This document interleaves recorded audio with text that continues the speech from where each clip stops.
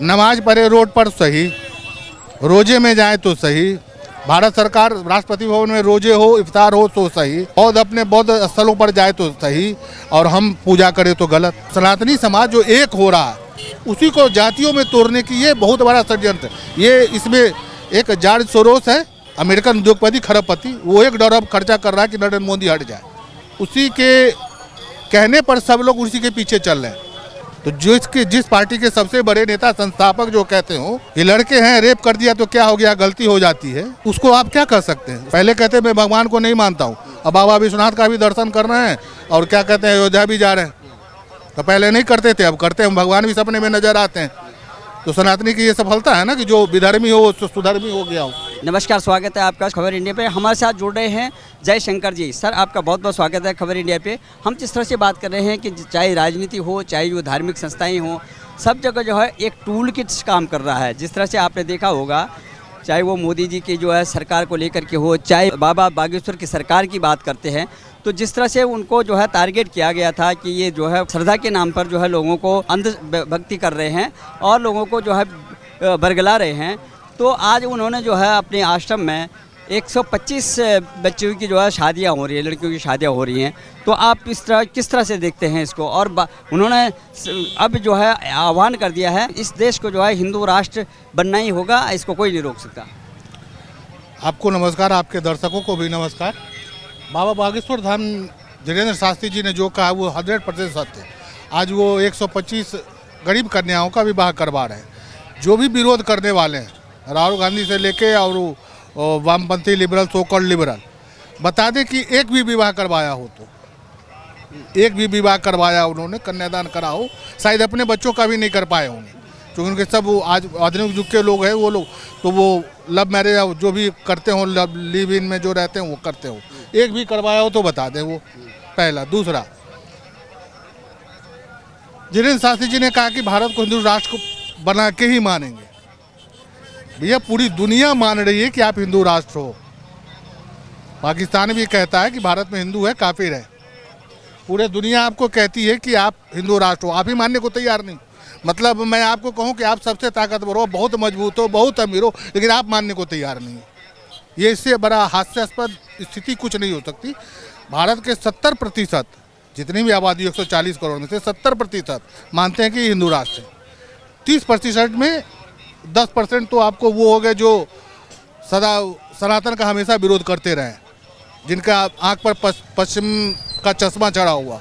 उनको इस देश से मतलब नहीं, उनको पैसे से, प्रसिद्धि से, विरोध से मतलब है, घृणा से मतलब है। उनकी बात क्या कर सकते हैं। असदुद्दीन ओवैसी कहते हैं कि ये कैसे हो सकता है, ये संविधान का जो है अपमान है, ये संविधान सम्मत नहीं है, ऐसा नहीं हो सकता। ओवैसी का इतिहास जानते हैं? ओवैसी के पिता भी MP थे। हैदराबाद में जब निजाम हैदराबाद को जब भारत में मिलाने की स्थिति बनी, जब पटेल जी ने ऑपरेशन पोलो के तहत सेना भेजा, तो उस समय एक रजाकार हुआ करते, रजाकार संगठन हुआ निजाम हैदराबाद का, उसी के रजाकार से निकले हुए। तो उनको तो पसंद आएगा ही नहीं। संविधान सम्मत क्या होता है? जो संविधान में लिखा है या जो संशोधन हो चुका या होगा वही संविधान सम्मत है। पाकिस्तान बना था, संविधान सम्मत था क्या? अभी उन्हीं के भाई हैं अकबरुद्दीन ओवैसी, वो कहते हैं कि 15 मिनट के लिए सेना पुलिस हटा लो, फिर हम हिंदुओं को सबक सिखा देंगे। वो संविधान सम्मत है क्या? उनका कहना है कि इस देश में जो है कई जातियों, कई धर्मों के लोग रहते हैं और ये सेकुलर राष्ट्र है, इसको कैसे बोल सकते हैं। और बाबा बागेश्वर जिस तरह से जो बोल रहे हैं, हर मन से कह रहे हैं कि हिंदू राष्ट्र बनेगा, ये नहीं हो सकता। और सरकार जो है मूक दर्शक बनी हुई है, इसका मतलब है इसमें सरकार का भी जो है मिलीजुली भगत है। सेकुलर शब्द इंदिरा जी ने 1975 में डाला था, संविधान में था नहीं। संविधान सभा की जो भी बैठकें हुई संविधान बनने से पहले, उसमें इस शब्द का पुरजोर विरोध किया था सभी लोगों ने, इसीलिए अब नहीं था। 75 में आपातकाल लगाकर सारे विपक्षी नेताओं को जेल में डालकर लोकतंत्र का गला घोट कर तब उनने ये संशोधन किया था। तो 1975 से पहले भारत सेकुलर नहीं था क्या? प्रश्न उठता है कि 1975 से पहले भारत सेकुलर नहीं था क्या? भारत उस समय भी सेकुलर था। भारत अंग्रेज जब नहीं आए थे तब भी सेकुलर था, मुगल इन्वेडर नहीं आए थे तब भी सेकुलर था। तभी तो यहाँ जो आए यहीं के रह गए, जो बाहर से आए यहीं के रह गए। सेकुलर था तभी तो। दुनिया की सबसे पहली मस्जिद केरल में बनी थी, मक्का मदीना में भी नहीं बनी थी, केरल में बनी थी। वहाँ के राजा वो व्यापार के करने आए थे, तो उनको कहा कि भाई हमें पूजा स्थल चाहिए धर्म पूजा पाठ करने के लिए, जो भी उनका रिचुअल है, तो उन्होंने मस्जिद बना के दी थी।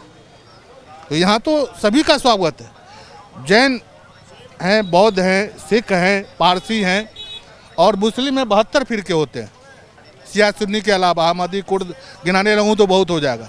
दुनिया के 52 मुस्लिम राष्ट्रों में से किसी राष्ट्र में, किसी देश में एक भी अपनी मुस्लिम कम्युनिटी छोड़ के दूसरा कोई है ही नहीं। सुन्नी बहुल में सुन्नी होगा, शिया बहुल में शिया होगा। भारत ही ऐसा एक देश है जहाँ मुस्लिमों के जो 72 फिरके हैं और जो भी धर्म के ईसाई हो, जो भी मानने वाले हों, सब हैं। तो ये सेकुलर है तभी तो है, इंदिरा जी ने डाला इसलिए नहीं है, स्वभाव में है, हिंदुस्तान के मिट्टी में स्वभाव में है सेकुलर। वो कहते हैं कि हम प्रवचन कर रहे हैं और जो हमारी बातों से जो है सहमत हो रहा है वो घर वापसी कर रहे हैं। तो हमने कहीं किसी को ज़बरदस्ती नहीं है और मेरे कम से कम जो है 100 जो है फॉलोवर्स जो है मुसलमान लोग हैं जो कि इस बात को मान रहे हैं और वो घर वापसी कर रहे हैं। बहुत लोग मान रहे हैं, डर से नहीं बोलते हैं। मैंने कहीं पढ़ा कि इस्लाम में एक व्यवस्था है कि आप अगर मुस्लिम हो गए तो आप मुस्लिम छोड़ना चाहें तो छोड़ नहीं सकते, वन वे है वो, वन वे ट्रैफिक। एक बार चले गए तो फिर वापस नहीं आ सकते, जो वापस आएगा उसको असर कलम कर दिया जाएगा, बकौल कुरान लोग इस्लामिक विद्वान कहते हैं। तो बहुत लोग चाहते। केरल में एक मूवमेंट चली हुई है, एक्स मुस्लिम फाउंडेशन, डर से बहुत कम लोग आते हैं, लेकिन उसके कम से कम 12 से 13 हज़ार मेंबर हैं जो पहले मुस्लिम थे, पढ़े लिखे लोग हैं। विचारा उन्होंने, अपने किताबों को पढ़ा और आज के दौर से जोड़ा, नहीं उनको अच्छा लगा, उन्होंने छोड़ दिया। बिल्कुल। लेकिन ये बात इस बात पे इसलिए उठा है कि जब जो है स्वामी प्रसाद मौर्य टाइप के लोग और जो बिहार के जो है ये शिक्षा मंत्री हैं, उन्होंने रामचरितमानस पे जो है सवाल उठाया, तो वो बाबा मुखर के आए और बाबा अपने मंच से जो है आह्वान कर रहे हैं कि वो कहते हैं कि मैं हिंदुओं की जो है हिंदू राष्ट्र की, हिंदू धर्म की, सनातन धर्म की अलग जगा रहा हूँ। जला रहे हैं, सही कर रहे हैं। मतलब आप नमाज पढ़े रोड पर सही, रोजे में जाए तो सही, भारत सरकार राष्ट्रपति भवन में रोजे हो, इफ्तार हो तो सही, सिख गुरुद्वारा जाए सही, क्रिश्चियन चर्च जाए संडे को प्रार्थना में तो सही, बौद्ध अपने बौद्ध स्थलों पर जाए तो सही, और हम पूजा करें तो गलत। जब वो क्यों इस बात पे, हर बात पे जो है कि अपनी जो है कम्युनिटी का जो है प्रतिनिधित्व करते हैं। हमें असुद्दीन ओवैसी हो तो बताए कितने जातियां हैं मुस्लिमों में, धोबी है, नाई है, क्या कहते हैं सब्जी बेचने वाले, 74-75 जाति है। कितने जातियों को उन्होंने बनाया अपने अध्यक्ष अपने पार्टी का, कितने लोगों को बनाया, कितने दूसरे जाति को, उसका बाप, उसके बाद वो, उसका भाई, उसका बेटा, खानदानी चला रहा है। ये राजशाही है क्या? लोकतंत्र तो वही नहीं है, संविधान तो वही नहीं है, तो फिर दूसरे को संविधान कैसे कहते हैं? और उनका संगठन का नाम क्या है? इत्तेहादुल मुसलमीन, मुसलमानों को इकट्ठा करो, दूसरे पर इनको क्या चिंता है? उनका कहना है सेकुलर कहाँ से? जब आप मुसलमानों की बात करते हो सिर्फ इत्तेहादुल मुसलमीन, मुसलमानों को इकट्ठा करो, तो फिर वो सेकुलर है ही नहीं ना। जो सेकुलर नहीं है, बड़ी आश्चर्य की बात है, जो सेकुलर नहीं है वही सेकुलर की चूरमा बने हुए हैं, झंडा बरदार बने हुए हैं। उनका कहना है कि सरकारों का जो है संरक्षण मिल रहा है बाबा बागेश्वर को, आचार्य धीरेन्द्र कृष्ण शास्त्री को, इसीलिए वो इतने जो है जो मुद्दत के साथ इसे जो है जो दमखम के साथ बोल रहे हैं कि ये राष्ट्रीय हिंदू राष्ट्र। भारत स्वतंत्र देश है, अभिव्यक्ति की स्वतंत्रता है। आप प्रधानमंत्री को गाली दे सकते हो, नीच, कमीना, बंदर, मर जा तू, ये स्वतंत्रता है ना। उस समय तो विरोध नहीं किया है। तो भारत में जो भी अपने धर्म का प्रचार कर सकते हैं करें, क्या दिक्कत है? अपने मत का, अपने संप्रदाय का प्रचार कर सकते हैं, अपने विचारधारा का प्रचार कर सकते हैं, करें। उसमें कोई स्वतंत्र विघ्न बाधा नहीं है, किसी को रोक नहीं। वो कर रहे हैं तो क्या दिक्कत है उसमें?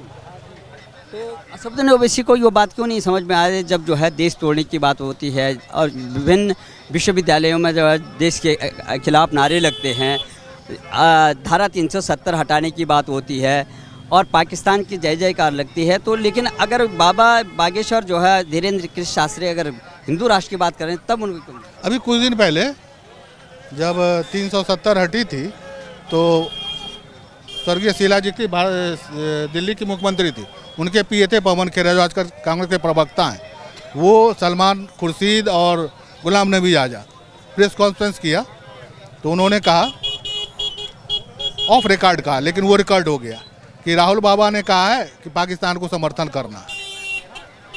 तो इनकी तो प्रकृति यही है, पाकिस्तान से प्रेम, अपने देश से घृणा।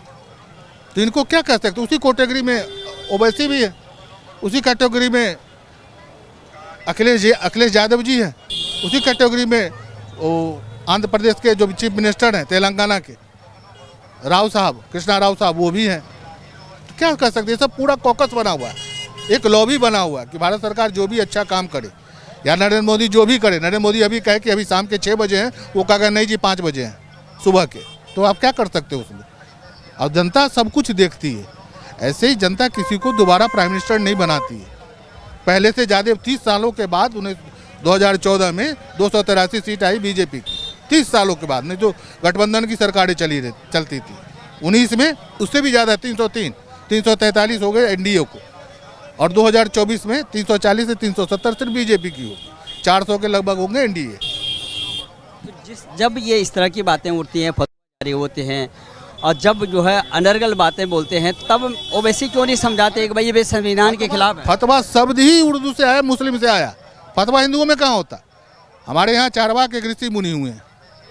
ऋणम कृता घृतम पिबेद यावत जीवेद सुखम जीवेद, जब से जियो तब से सुख से जियो। ऋण उन भी लेके अगर मर भी जाओ तो कोई नहीं, लोग परलोक नहीं। हम तो उसको भी ऋषि मानते हैं। आप इस्लाम की थोड़ी आलोचना कर दें, आपको कर। तो इससे बड़ा लोकतंत्र, इससे बड़ा सेकुलर दुनिया में कोई समाज है ही नहीं।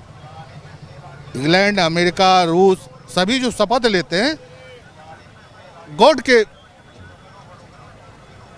वो क्या बाइबल पर हाथ रख के कसम लेते हैं, यहाँ संविधान पढ़ लेते हैं। मुस्लिम राष्ट्रों में जो भी प्रधानमंत्री, राष्ट्रपति, कैबिनेट मंत्री होते हैं वो कुरान पर हाथ रख के देते हैं, यहाँ कोई गीता पढ़ रख के लेता है। जो सत्ता में हैं, काबिज हैं, और जो सरकार चलाते हैं, जो संविधान बनाते हैं, और जो प्रतिनिधि होते हैं, वो तो कह रहे हैं रामचरितमानस, जैसे आपने स्वामी प्रसाद मौर्य और उधर के जो मुख्यमंत्री मुझे छुटभैया नेता है। वो गांव घर में आप देखे होंगे, एक दो ऐसा व्यक्ति होता है जहां ज़्यादा माल मिलता है वो वहीं चला जाता है। पहले बीएसपी में था, 4 सरकारों में रहा, 3 या 4 सरकारों में। उसके बाद बीजेपी से छिटक के, बीएसपी से छिटक के बीजेपी में आ गया। 5 बरस तक तो कल्याणकारी कार्य किया ना बीजेपी के साथ, 2017 से लेकर 22 तक। तब रामचरितमानस में उनको नहीं समझ में आया, तब महिलाओं की चिंता नहीं थी, तब सो कॉल्ड पिछड़ी जातियों की चिंता नहीं थी। आज पिछड़ी जाति को हो गया, क्यों? इलेक्शन हार गए, चुनाव हार गए। जिस लालच से गए थे अखिलेश यादव जी के पास, वो तो हार गए, अपनी भी सीट गए। अब उनकी बेटी सांसद है, उन पर खतरा मंडरा रहा 24 में टिकट मिलेगी कि नहीं मिलेगी।